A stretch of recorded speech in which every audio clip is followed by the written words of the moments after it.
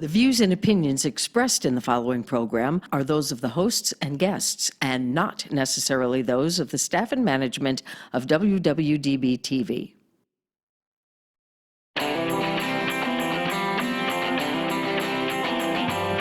Hot topics, food, fun, entertainment, and serious business. Live Las Vegas with Rikki Cheese.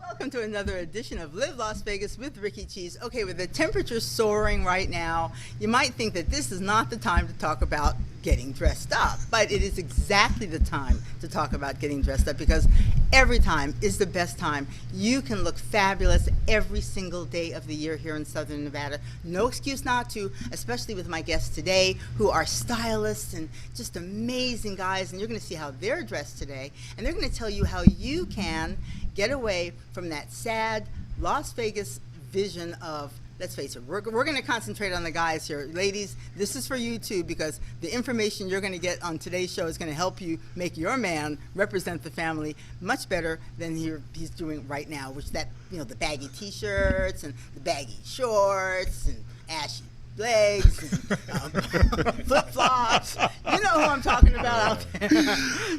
Joining me today, moving down the line, we've got Will Edwards and Eric Kidd, who are both partners in, actually all three of these guys are style consultants and designers, so let's get that out of the way right away.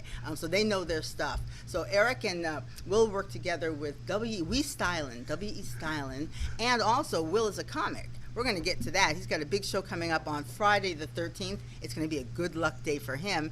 And also Ronald Smith, who is Atelier. Am I saying it correctly? Atelier. He is also a stylist with Cosmopolitan's Stitched, which has become internationally known for its just clothing designs and how they make their men look so good.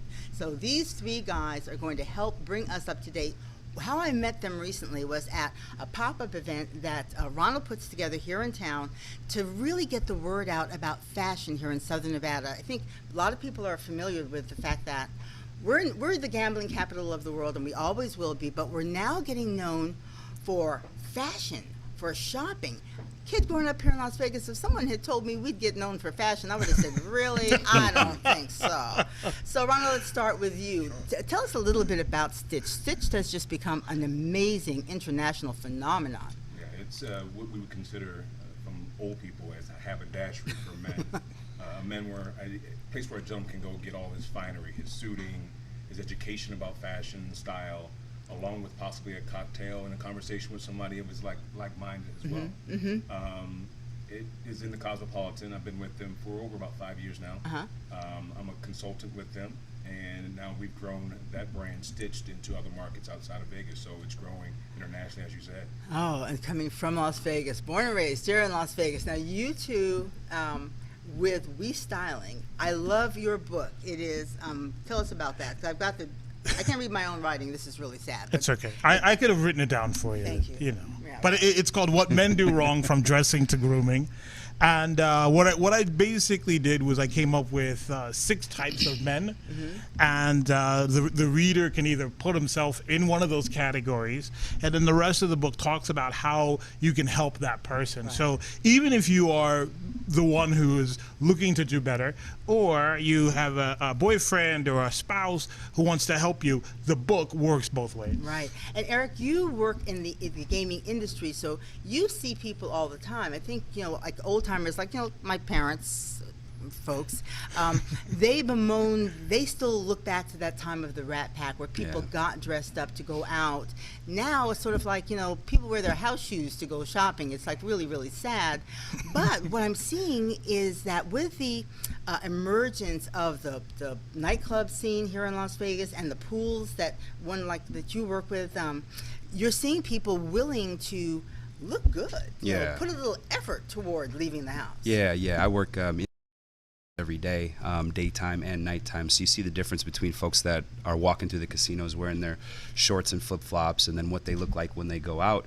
And it seems like they don't make much effort to change either way. So what's great is that with nightclubs, we still hold our dress codes and things like that to force people to get dressed up and put their best on when they do come out. So seeing some of these like Stitched and like some of these other shops that are inside the casinos now offering an opportunity for you to still buy something and get dressed up for the night, even if you didn't bring it with, is really great to see. What I loved about the whole concept of Stitch from the very, very beginning was that somebody could come, as you said, Eric, from somewhere else, and then they get here and realize, you know what, I kind of do want to get dressed up, or explore something new. Like, what is your average client like? Average client. Or do you have an average client? We're across the board, from Sure. anyone that's in fashion consciousness. We've had kids come in that are 18, 17 out of high school, wanting to start to get that styleability in their wardrobe, up to seniors, if I can call them seniors, or a mature gentleman that still have that cutting edge style to them. They don't want to seem as old as they are, so they come to maybe some place like a Vegas or a Stitched, and we're putting them in something a little bit more modern, something a little bit more contemporary, that's still befitting of their style and age, but gives them that little extra, juice. Right. Well, when I met you at your pop-up event a few weeks ago, it was at the Arts Factory. The thing that really took me aback was people like Will, who are actually creating designs, and I've kind of read over the years, you see it in the Weekly and some of our local publications. I could see this underground forming. I really wasn't engaged until I met you guys and went, oh my gosh, this is amazing. Especially Will, now I know you from all of your community work. You've got a day job working for Three Square. Yes. But you have this great story about how you're making pocket squares. Bring us Yes. So the business that Eric and I are partnered in is called Squareware by Will Edwards, and it just kind of came out of a conversation I was having with a friend, and he's like, oh, you should make pocket squares, and I said, where does that come from? I know, right? Yeah. So I'm like, That's so random. and so I thought, okay, maybe I should. So I ran off, I bought some material, and I went on YouTube to find out Where we go for how everything. to do a roll stitch, and I learned. And I made this pocket square by hand, Right. 2 of them. Right. So I kept one, and I gave my friend one for helping me with the idea of it, and then it just revolved around recycling shirts for men or dresses for women into pocket squares. So that's kind of how it went down. Well, you two here, and then Eric represents, of course, that whole I'm dressed up, but I'm Vegas casual. We got the whole vibe here on the table right for you here. Yeah. When you said pocket squares, now I grew up, my mother was a singer, my father was in the Air Force, but the two of them, they were sort of like the Jay-Z and Beyonce of their time. Watching them get dressed was like watching performance art. I mean, it was just like the clothes had to be laid out. Yes. Daddy had Yes, cufflinks, yes. with his little monograms on them and the whole 9 yards. It was just like, please. whoa. Yeah. And they couldn't just this was not like a quick throw something on. No. This was a planned assault on design, and when they hit the door, it was sort of like, woo-hoo, They really were into fashion. Unfortunately, their first 2 children were not. They got lucky with the twins, boy, but they said about me and my brother, it was like, well, don't you want to get dressed up? We're like, no, we're Vegas kids. We just want to wear our sweats, and then we're just going to go about our business. See, there it is. But pocket squares, when just that alone, that's such a great, elegant touch. You know what's interesting about what you said about your parents, they're laying out their clothes and everything. It was about how they felt about themselves, Yes. and how they wanted to present themselves to other Yes. people. My wife says all the time, when we first got together, she says, look, when you leave the house, you represent me and I represent you. Yeah. What do we want that representation to be? Right. And I think that we can take a little. I mean, we've had this conversation before. I've definitely had it with These guys hang out at fashion events quite a bit, right? with Ronald. But you just find that. I find within my business, WeStylingLV.com, is that either a guy will say, I don't care. But usually that means I don't know what I'm doing. I don't know what I'm doing, Exactly. right? And and I don't want to admit I don't know what I'm doing. Exactly. Yeah. The conversation that we had at the pop-up event, I will admit it. My mother and my sister passed some time ago, and I miss them just tremendously for so many different reasons. But one of the reasons why, and this is going to sound very mean, shallow, and vain, those women shopped for me, and I shopped out of their closets. They were my stylists. And when they passed, I mean, I just went back to looking like who would have thunk, because I didn't know, and I didn't want to, admit that I didn't know. And most of my girlfriends are dog trainers, so they dress like I do. The thought of just going and having someone sit down with me, and that's what you guys do. And it's not like this big, horrible thing. They're not going to make you feel bad about yourself, but they're going to help you identify what your style is, because everyone's style is unique. Correct. Yeah. Pocket squares might not work for everybody. True. That is true.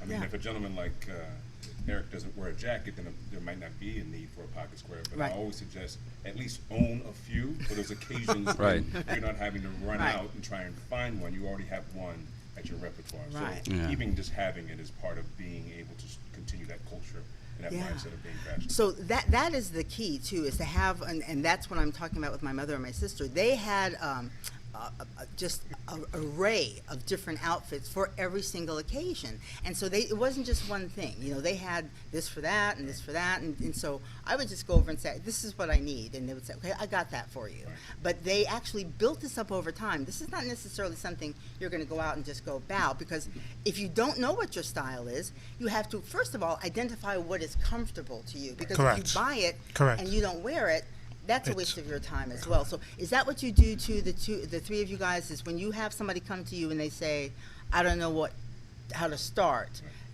what do? You go to their house and look through their closets, or what? I have a service called the Closet Check, which I will go into your and I go into the house and we look at everything that they have. We get rid of stuff that is ill-fitting. We get rid of stuff that is out of date, out of style. We get rid of stuff that does not really work with the complexion of the individual, and then we organize the closet so they can see all of their stuff in one thing. Right. And after that, the other service we do is the shopping buddy, where we find out what your budget is, and then we go out and Right.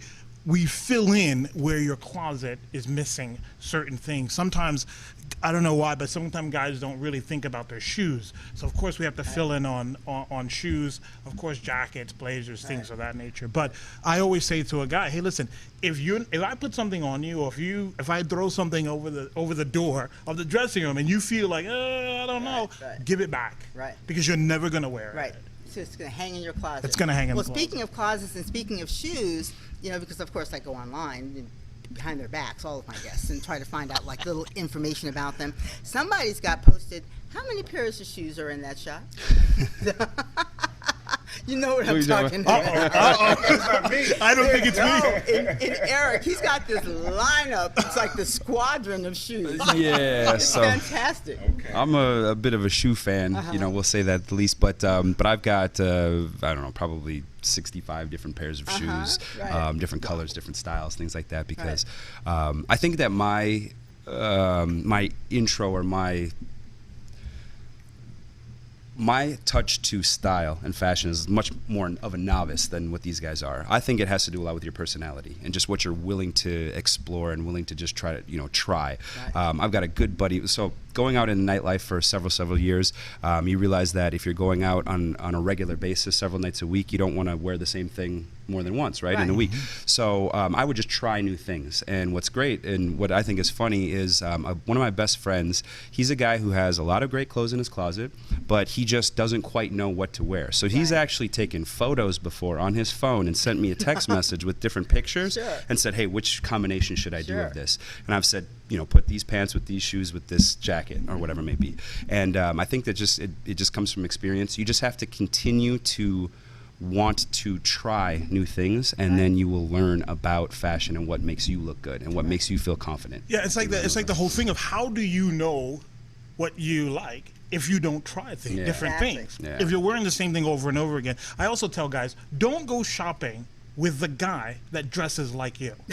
That's great advice. Go right. You're gonna buy shopping with the same guy thing. that dresses better than you, Right. so that he pushes you a little bit. Otherwise, you're going to be walking out of there with your sweatpants and your sneakers and such. You know? Right. I had a conversation recently with a friend, and I realized, I've kind of been going through this thing where getting rid of, and really inspired by you guys to go in. I went in my closet that night and thought, man, there's like this probably like this much stuff that I don't wear, that doesn't fit me now. Anyway, I don't know, you know, when I bought it, that was a different person. Why am I holding on to it? And I will shame myself right now. I have three Planet Hollywood bomber jackets. When I told my friend this, she said, now, when do you think the bomber jackets are coming back, Rikki? I said, well, you know, I don't know. Maybe Vogue might do this fashion shoot and somebody will have a bomber jacket. She was like, then you'll go out and you'll buy yourself another bomber jacket. In the meantime, get rid of the bomber jackets. Do you know because I'm just maybe. But it was really great advice, because it was sort of like, it made me really look at my own closet.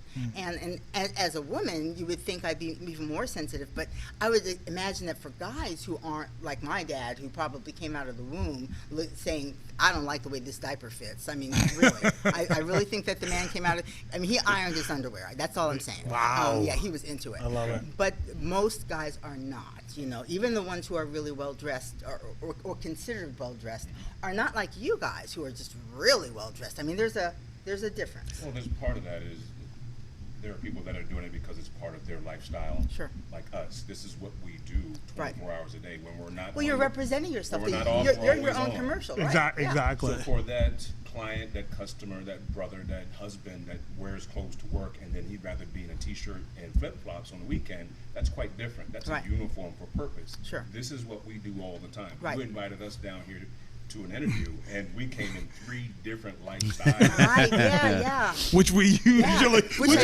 This is who we are. Yeah, all the which I time. totally appreciate it, because that way, if you guys had all come wearing the same stuff, then it would have really kind of like locked out the folks, guys who said, I'm not, you know, the chances of me putting on a tie are not. But then they can look at Eric and go, I can rock that, you know, I can get that casual look.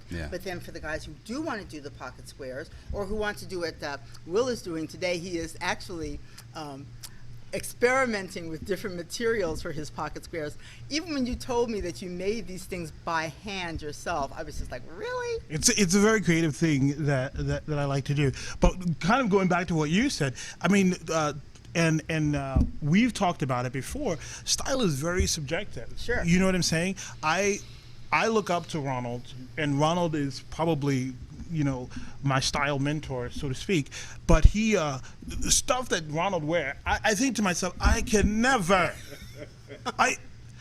But he looks phenomenal in it. But I would never think to put that with that and this. You with wouldn't this. get started, right? But here's the deal, and I think we all believe it, is that style is about the details, right? So although he's wearing a shirt and he has some shirt, you can't see his shorts, but he has some shirts on, the shirt is crisp. Right, and I love the way he's got the cuff. And he's got the cuff up, and it's a little like laid back, but that is a style choice. Right. And I think that guys don't really think about the details within the things that they're wearing. Right. You know? Right. Sometimes your choices reflect the 102 degrees outside as well. That's true too. I mean, what are we talking about here? I mean, seriously. Well, give our audience just a little bit of background on each of you. How you grew up, how you became so involved with fashion. Ronald, let's start with you. Figured you start with you, Of man. course. No. I'll go last. I'm originally from Washington, D.C., Maryland, Virginia area, and if you read my bio, if you know anything about me, my style started in church. My grandmother would send me and my brothers off to church in what we would call our uniform, which was a white shirt, black pants, and hard-bottom shoes. And that was every Sunday, so that was the trend. And like Will said, that's who we represent when we sit in Sunday school. We're sitting on the pews in church. And from there, I just continued to find a fondness for fashion. It also kind of represented me as my last name, but also my family. When I went places, I was well dressed just because my parents put me into that kind of stuff. And one of my very first jobs working in a men's haberdashery. I've been here in Vegas since '96. I've worked for Hugo Boss. I worked for John Barbados, which are international designers and names that a lot of your audience may know.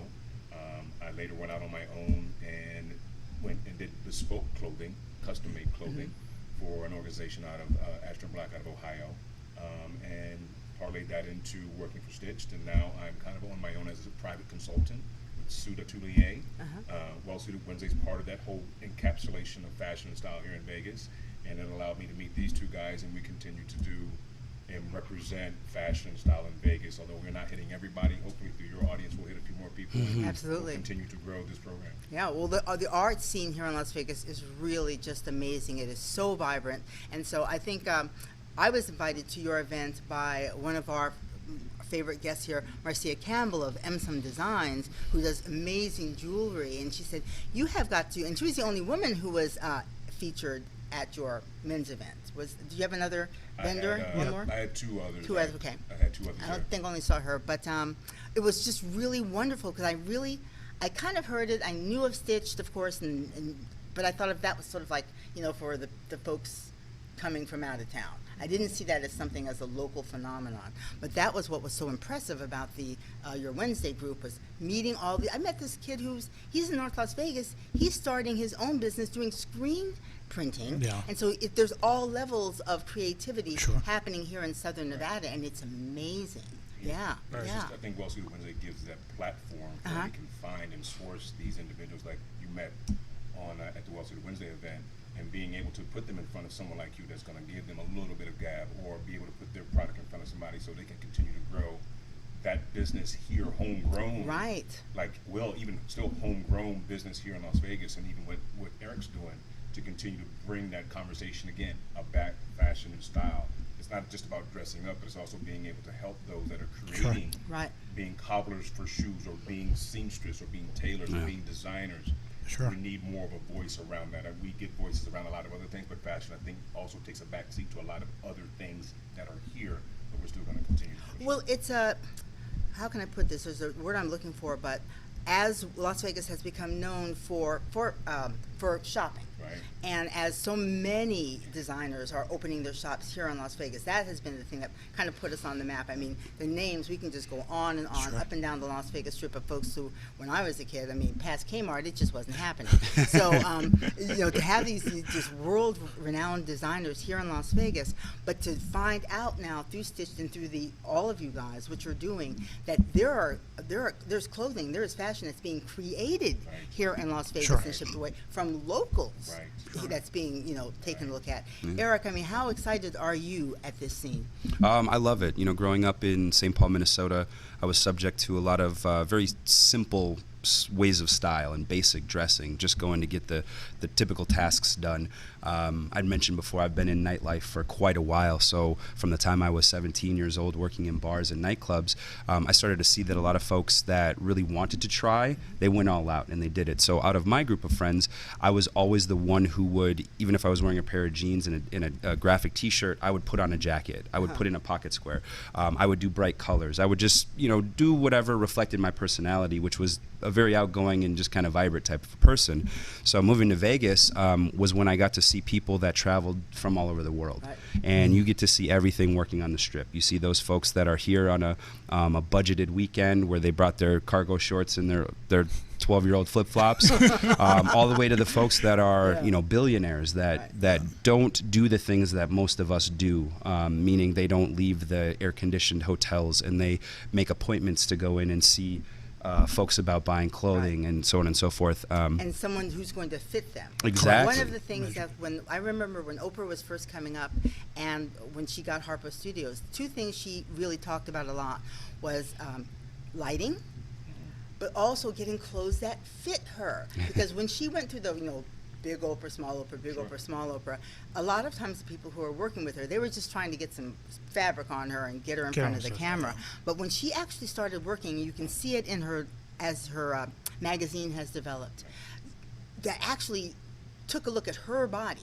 They weren't trying to take these clothes that worked on somebody else. They looked at Oprah's body and said, what are we going to accentuate? How do we make Oprah look good? Because we're not designing for the mass audiences. We're only designing for her. And so that is something that you guys bring to the table, where you're looking at this individual. You're not worried about how this is going to look on somebody else. And the pocket squares thing, now, that just, I love that. You know, I was sitting there at your table kind of going, and where are you getting, when you said that you were sourcing it, because I'm a craft person, I believe in recycling. Why buy new if you don't have to? But to be able to use those materials, which are already high-end materials. So, you know, the things that we take to the thrift store are just amazing. If you really want to have, for all of you who want to go shopping, take one weekend and just go to some thrift stores. You would not believe some of the incredibly expensive name brand stuff. I myself have left a lot of Ellen Tracy at Savers. I'm just telling you. That is available. But if you want to repurpose that material, you couldn't buy this stuff. It'd be so expensive if you went to a fabric store. Sure. Yeah. Yeah, you know what? It is we like it just because it's taking something that was something and turning it into something else. And Ronald used a term during Well Suited Wednesday, upcycling. Yeah. Which I love it. I love that, upcycling. I'm going to write that down. I love that upcycling, yeah. because you're taking something what it was and you're making it into something that is even better than the original. So our first line of pocket squares was from shirts and women's dresses and things of that nature, and then Ronald gave me some stuff, and now we have a whole line which is a 4-in-1 pocket square that is from suit swatches. I love that. How did you get involved in fashion? Man, in my book, What Men Do Wrong from Dressing to Grooming, available on Amazon. I mean, really, let's plug it. You know, that's what I do. I talk about that everyone has a style story. And this is in chapter 1. And if you go into your closet and open your closet, you can probably read your style story. Yes. But I talk about it being a child growing up in Jersey City, New Jersey. I had no choice. My mother dressed me. I was impeccable. I didn't want to get my hands dirty, and and then of course, I like Ronald. My grandfather was a pastor of our church. So, you dress when you went to, you were dressed up 3 or 4 times a week because, you got to go to Bible study and all this kind of stuff. But then one thing led to another. And in college, I was a hot mess. Terrible. It was just Was it terrible. because, like me, you didn't have the guidance anymore? Yeah. You're like, oh, I'm not going to church anymore. Yeah. And everything just dies out, And then one thing led to another. I married this young woman who was like, dude, we got to do something about all of this, like all of you. And then I just started looking at stuff, funny enough, on Pinterest. And one thing led to another, and then boom, I just started to see stuff that I had never seen before in dressing and in clothing, and then all of a sudden, What Men Do Wrong from Dressing to Grooming hit Amazon, and you can get it today.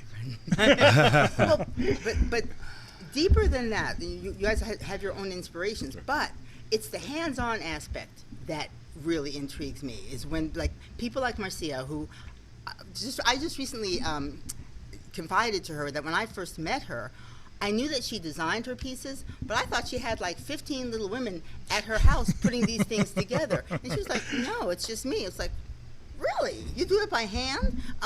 But that is that's the gift, because when you're touching it yourselves and you know what feels good to you, then Definitely. you already know what's going to feel good on your clients. Definitely. Yeah. And you're only producing something that you would be proud of wearing. Yeah. And so you hope that somebody else will purchase that. Yeah. So what is the scene like here in Las Vegas for people who are actually just like the three of you, who are producing here locally? Are you able to sell locally? Yes. Yeah. We've got a good audience Yeah. of locals here. We're still an international destination for a lot of people that still come to Vegas for events and social that as well. I know Eric sees a lot of them. But the style scene in Vegas is slowly growing. I mean, I know you mentioned a couple of times that it started to grow.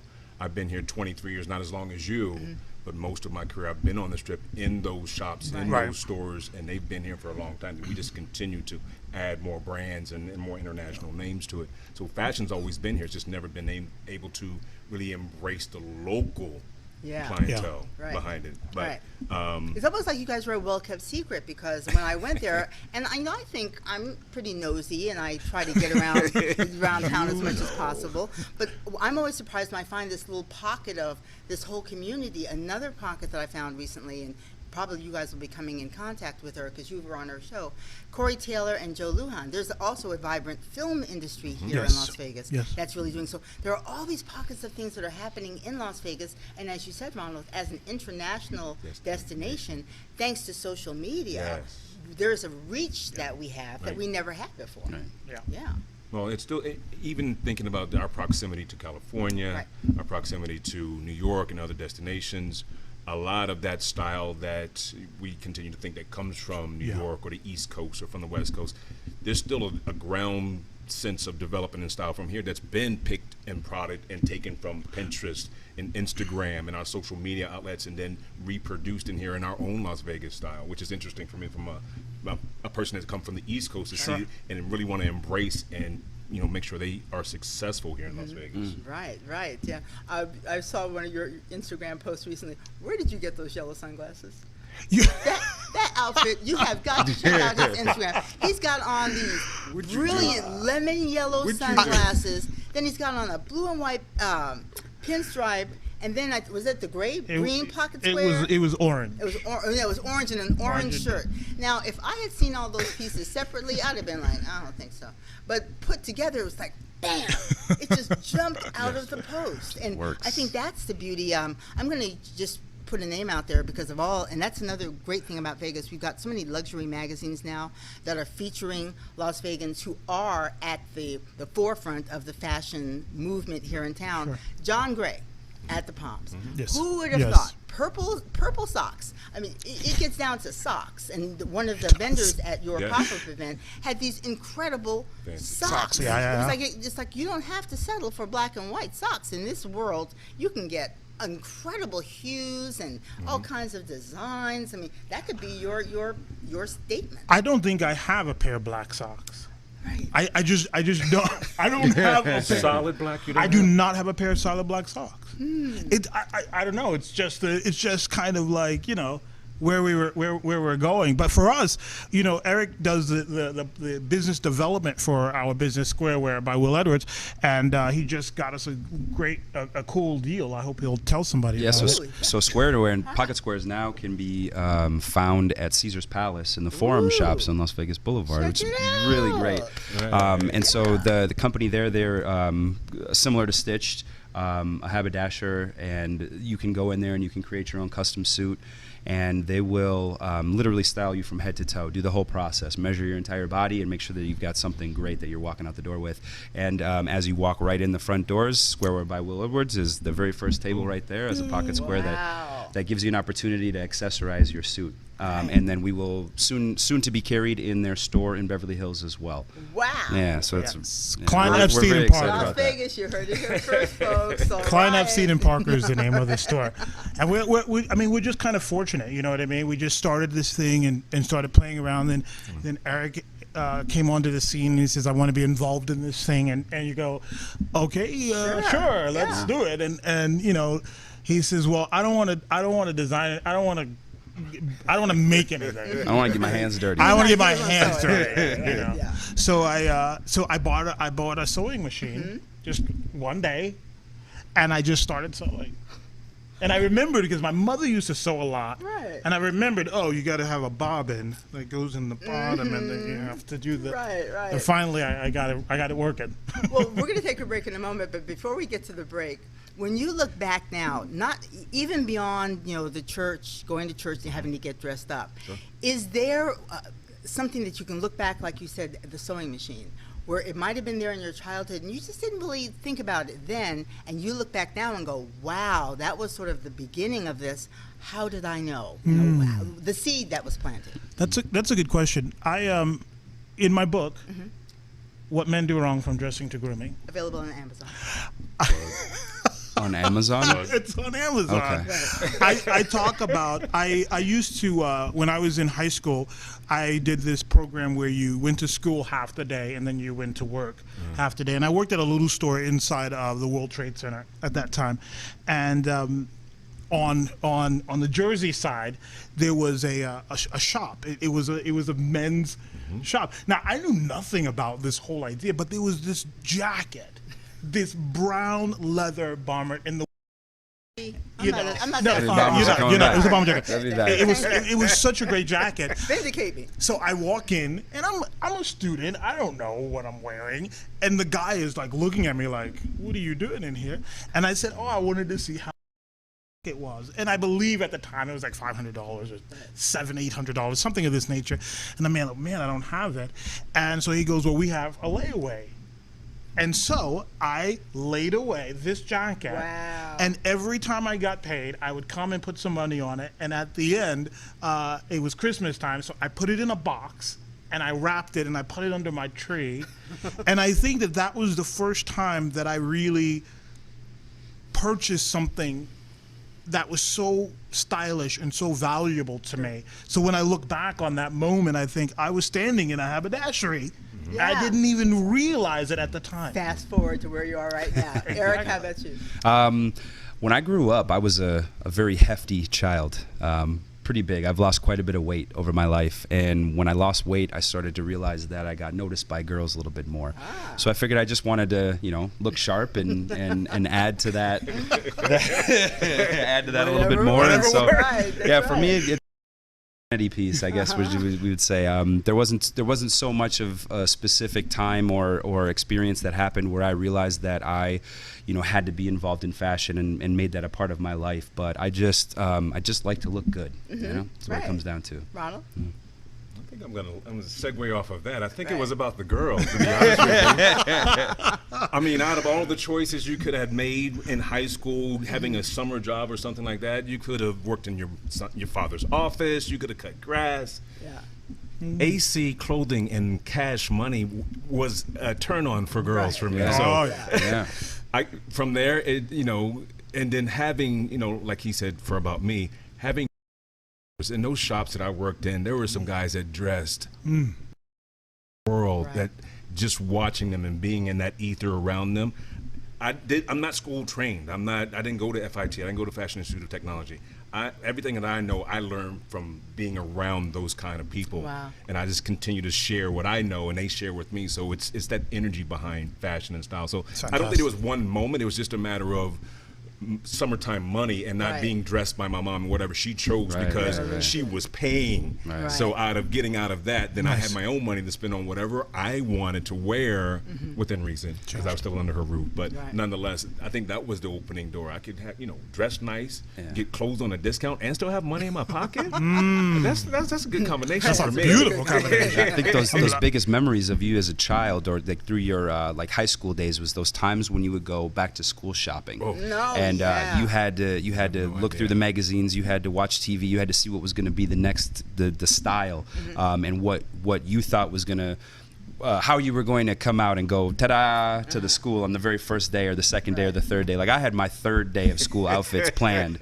You know what I mean, down to the socks, so to speak. So You guys have the runaway mentality. I never, but it's funny because we were relatively poor, so if I wanted some Nikes, my mom's like, okay, look over there. There's some Mikes. You can have Mikes. But you take from that as well, and my business, we styling deals with a guy on a budget. It deals with that guy that wants to look good for less, and there are ways of doing that. So it kind of flips back to my mother. My mother was the layaway queen. Right. Yeah. She laid away everything. She would lay me away probably if she could have. I'll take my baby like 6 months from now. Exactly. But that all plays a part in it, subconsciously, I guess you can say. Absolutely. Well, we're going to take a quick break, and when we come back, we're going to shine the spotlight just briefly, well, maybe a little bit more than briefly, on Will, because as we're taping this and we're airing it live on the radio, he is preparing for a big comedy show. I mean, this man is not just involved in social concerns here in Southern Nevada. He's got the clothing going with the pocket squares, and he's got a big show coming up, so stick around. Crazy Terry here with your car care tip of the day. Today's tips on cooling systems. This vehicle's got about 182,000 miles on it, so if you're checking the coolant, check the hoses too. Just feel them and see if they're soft or any signs of fatigue for the mileage on it. They don't feel bad, they look like they're still the original hose, but you want to make sure you don't go too long with these hoses because they will eventually deteriorate, cause a problem. In this case, this car's got a visible leak. The customer brought it to us. We'll pop the hood and check the cooling system. First, we just relieve any pressure might be on the cap, remove the cap, take a look inside. We see it's kind of low. Now we'll start our inspection. What we found on this one is the top tank is leaking. It's got a crack in it. Pretty common for these plastic radiators to do that. I want to get to a shop right away because severe engine damage can result from overheating condition like this. In this case, it was pretty easy to see the crack was right on the top tank, but a lot of times we'll have to pressurize the system to locate the exact leak. Could be a hose in the back, could be underneath. Some of these are hard to find, but in this case, a very common leak, the top tank. When we're testing a cooling system, it's okay to use just water, but you want to make sure when you're filling it up properly, it's a 50-50 mix of antifreeze and water. It needs the water to make the chemical work, so don't just put straight antifreeze. 50-50 mix is the best way to go. Keep it clean, keep it rust-free. So as you can see, we got a pretty active leak. You got to get this fixed, or there's going to be some engine problems. If you're going to top off your own coolant, it's really not that hard. If you got a radiator cap, just make sure it's not hot. Take the cap off and take a look. In this case, we're pretty full here, but what we have is the overflow jugs empty. So we'll just add that. Once again, check your manufacturer's specs to make sure what type of coolant you have. In this case, we're using the good old green. There's gold, there's red, there's yellow, all types out there. Just want to make sure you're staying with your manufacturer recommended coolant. And that's really all there is to it. The cooling system is a major component. You'll want to service that regularly. If you have a problem, it could be too late and cost you thousands of dollars. If ever you have a problem, come into Sun Valley Automotive. It's no charge to look at your cooling system. This is Crazy Terry with your car care tip of the day.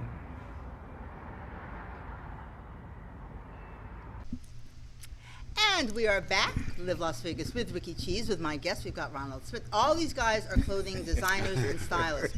Ronald Smith, we've got Eric Kidd, and we've got Will Edwards. Now we're going to talk a little bit more with Will today because one of his many talents, and along with being a stylist and being a creator and being an author of a book available on Amazon, he also is a comedian. He's a comic, and he's got a show coming up here in Las Vegas. Tell us about it. Yeah, so I do a show. It's called We Funny Comedy Show. And you guys work on that together too. Yes. Yeah, we're business partners in our entertainment company called We Entertainment Group. And so the show, I started the show 3.5 years ago, and it is the most frightening thing I've ever done in my entire life. Well, that's what I hear from a lot of people because, man, comedy, you're up there.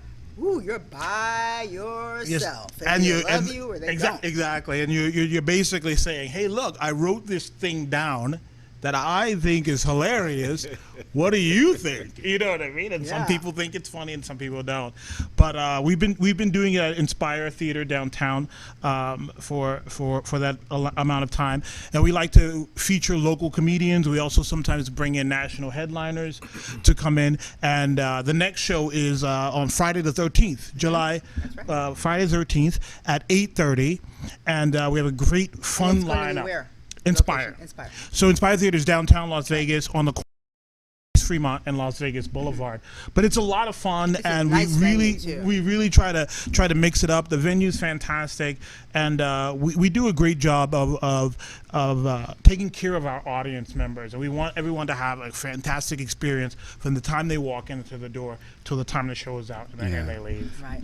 One of the things I've heard from local comedians is, and tell me if you've experienced this, that over time, the audience reaction has kind of morphed from where people genuinely laugh to where they just clap and they applaud the joke. Are you finding that? Yeah, you know, it's a funny thing that occurs when you're on a stage.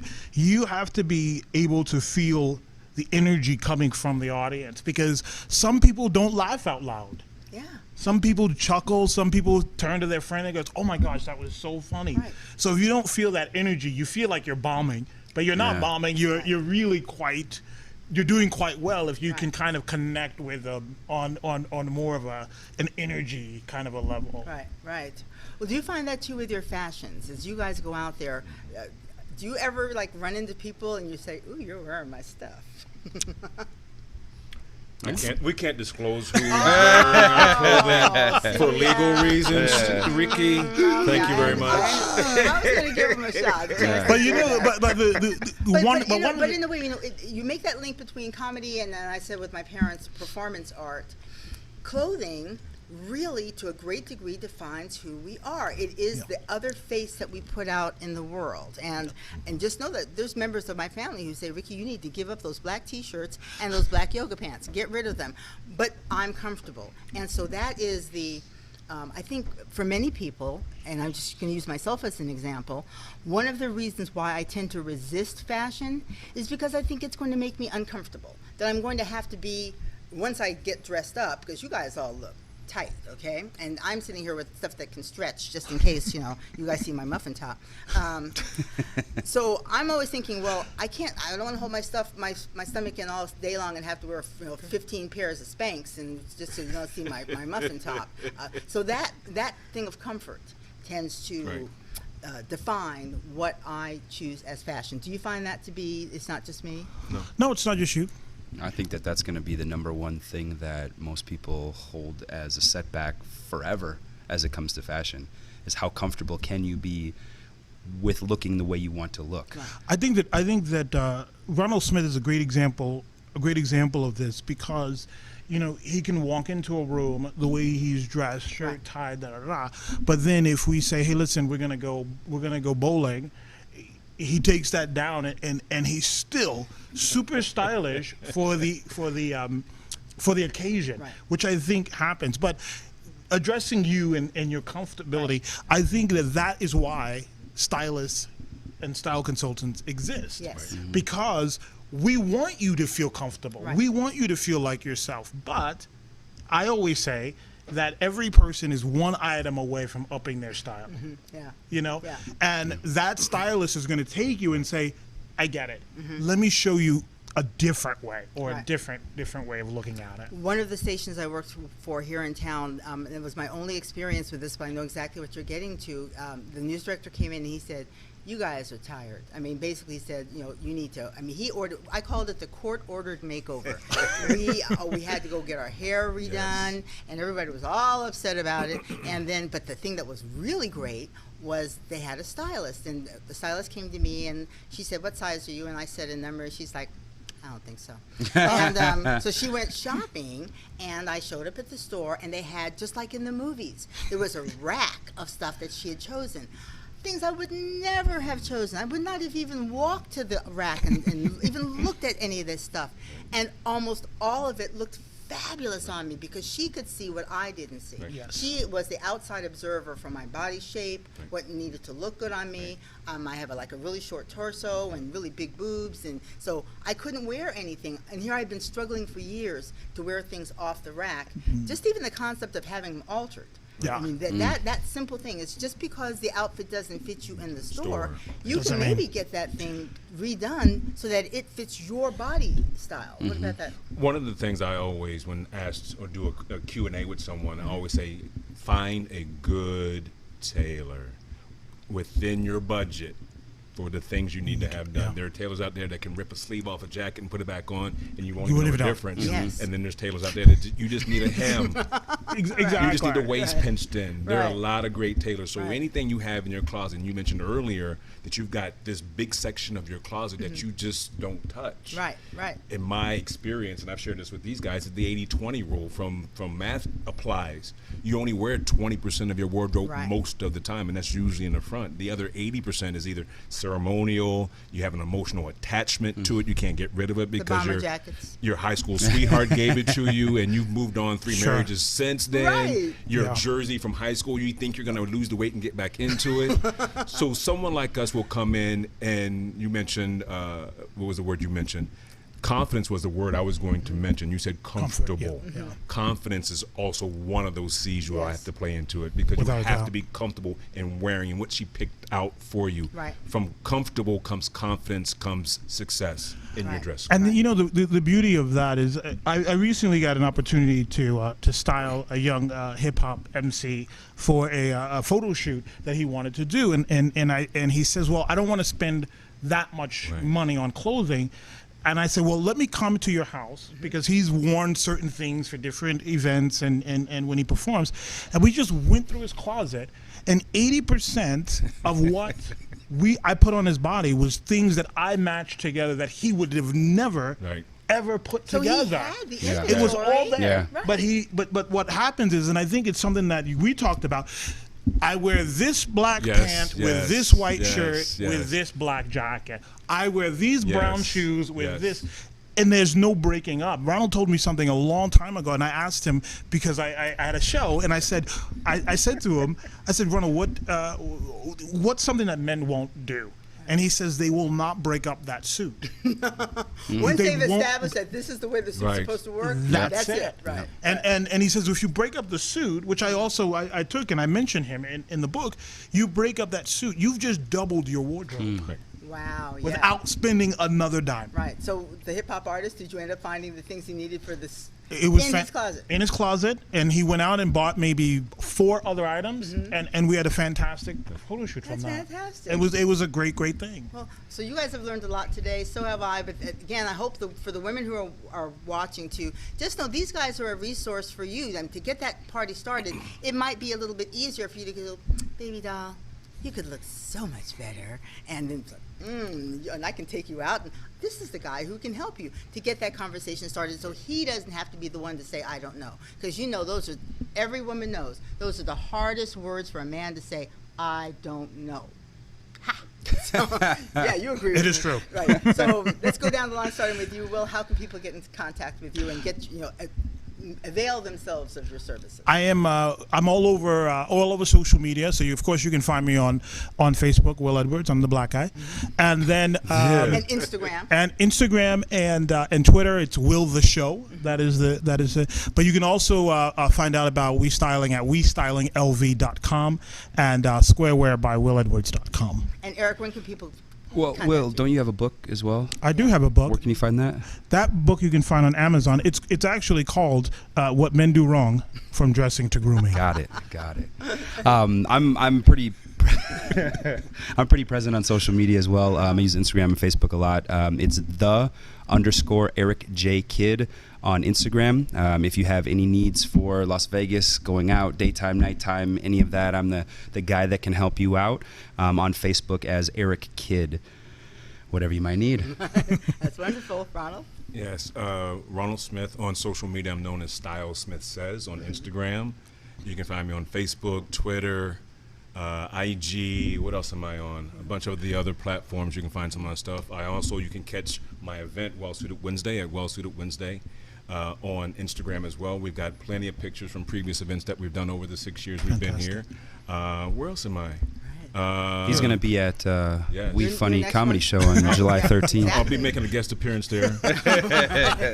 In style, of course. I'm going to bring the whole audience up by just showing up. Everybody's going to go, Ronald's coming. I've got to dress appropriately now. But, I know it exactly. You get but nervous. definitely love to support those guys and what they're doing. They've always been a support of me. Yes, So we'll continue to do those kind of things. Right, yeah. Getting the word out, so important. Getting the participation. You guys do a lot of outreach to the schools? Yes, we recently did, at my pop-up event, we did something with King of Jewels, which is an empowerment event for young men in our community as well. There are a lot of men's or boys organizations in this city, along with women, of course. Sure. Yes. But since we've got a men, That's what we're panelists on the talking men, about. we're going to talk Yeah, about right, men. right. And there are a lot of, and you mentioned clothing that you have in your closet and what to do with it. There's a lot of organizations out here in Vegas that will take that clothing. It's fine to push it into that bin in front of your local grocery store, but if you want to see those coveted pieces of your life that you've had, go to some desirable place like a young man who's going off to college or looking for an interview and he needs Right. something. And I say young man, that could be a young man that's 18 that may be homeless to a young man who is older than myself and needs that little bit of clothing to get him over that hump and be able to provide for his family and do some things in the city. So there's a lot of resources here in the city. Right, absolutely. And yeah. and there's another organization that I just happened to bump into through Three Skirts called Gentlemen by Choice, and they are giving our young men a view of what life is like everywhere else, and they're also doing, showing them how to tie ties, communicating about hygiene, communicating about their finances and things of this nature, giving them an opportunity to think further than just the block that they live on. So I'm working with them as well, creating a whole thing about image and and whatnot for the kids. I think I am so glad. I'm grateful for you guys all coming on my show, because once I met you, I was just on fire. I said, this information has got to get out there. This is just a movement that's happening here in Southern Nevada, like so many, and it's just, you know, getting the word out, getting the platforms, and Yes. letting people know that you're here. Yes. So yeah, so now you know. We'll have it on our website as well. You can go to their websites and follow them on social media, find out about the next pop-up event, because the cool thing is you go to these, I'm going to go to the next one definitely, because I met people that, I mean, I've known Will forever. I had no idea the man was making pocket squares. This is a conversation we were never having, because we were having conversations about social programs here in Southern Nevada. Sure. The creative community here is exploding. People It is. have day jobs, and then they're doing all of this incredible stuff, writing books, you know, traveling, setting up business plans, getting international recognition. That's also part of getting Las Vegas out there as a brand. Yes. So yeah, you guys Absolutely. are doing good for yourselves and for the city. So Thank you. Thank you so for much. Thank you so being much for on. having We us. appreciate it. And thank you for joining us here on another edition of Live Las Vegas with Rikki Cheese. Get outside. I know it's hot, but it's going to be hot till September, so get over it. Enjoy yourself. Enjoy the heat. This is why we're here. We'll see you next time on Live Las Vegas with Rikki Cheese.